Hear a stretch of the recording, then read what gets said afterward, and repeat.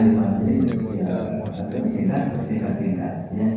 Nah itulah, jadi mari kesempatan yang tinggal sedikit ini kita pergunakan sebagai terutama di bulan Ramadan ini yang disebutkan dalam hadis ya, dalam hadis Rasulullah Sallallahu Alaihi Wasallam yang itu yang dikumpulkan oleh Imam Ibnu Hajar al-Asqalani. Arah suku kita karena al-Hisal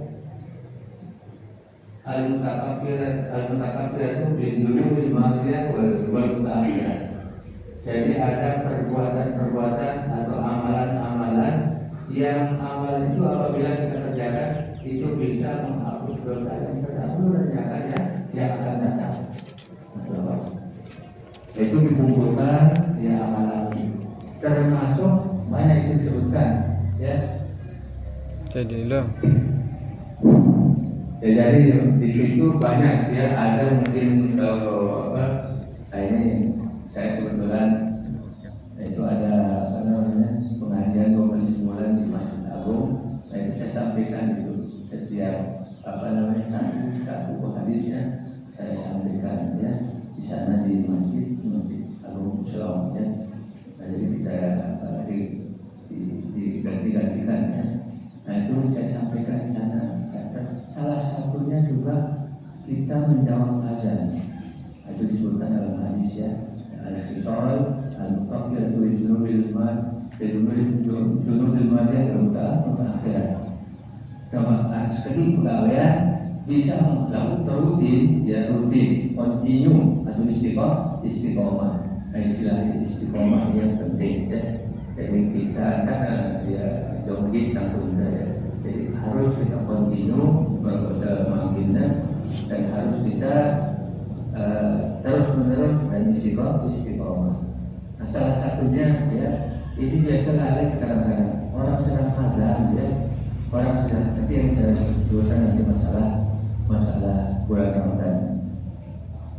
Jadi sebut utama ya bagian daripada perbuatan yang bisa menghapus dosa yang terdahulu yang akan datang itu adalah apabila kita menjawab azan. Kita biasa kadang-kadang itu menjawab azan. Nah, padahal itu kata Maulana Syekh Muhammad Al-Masyad, untuk biasa kita jawab azan dengan dikhawatirkan kita itu akan mati suul khatum waliyadzubillah.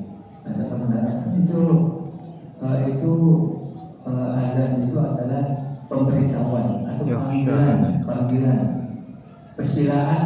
persilaan Allah Subhanahu wa taala terhadap hambanya yang bersilah kita, yang memanggil kita ya. Nah, jadi di saat muadzin kan itu kalau biasanya ya kita diperintahkan oleh Rasulullah Sallallahu Alaihi Wasallam ya, apa yang diucapkan oleh muadzin itu kita jawab dengan apa yang diucapkan ya. Jadi apabila dia mengatakan Allah Akbar, dan seterusnya sampai akhir Jumat ayat sholat itu kita mengatakan la haula wala quwwata illa billah. Nah, lalu waktu mengucap asyhadu an la ilaha illallah, di situ setelah kita mengatakan asyhadu an la ilaha illallah raditu billahi rabba wa bil islam dinan wa bi Muhammadin sallallahu alaihi wasallam nabiyyan wa rasulah.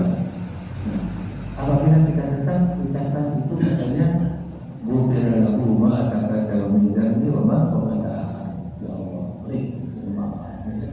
berucapan sila waktu muadzin sila asyhadu an la ilaha illallah dan seterusnya. Itu salah satu perbuatan kecil yang apabila kita kerjakan manfaatnya pahalanya luar biasa, bisa menghapus dosa yang terdahulu dan dosa yang akan datang. Termasuk hendak ya kita sholat tarawih ini. Nah itu coba beli pahala dengan sholat tarawih ini ya. Itu disebutkan dalam hadis itu ya, hadis yang diriwayatkan oleh Imam Bukhari ya. Jadi maqam Ramadan imanan wa ihtisaban ghufira lahu ma taqaddama min dhanbi wa ma ta'akhkhara.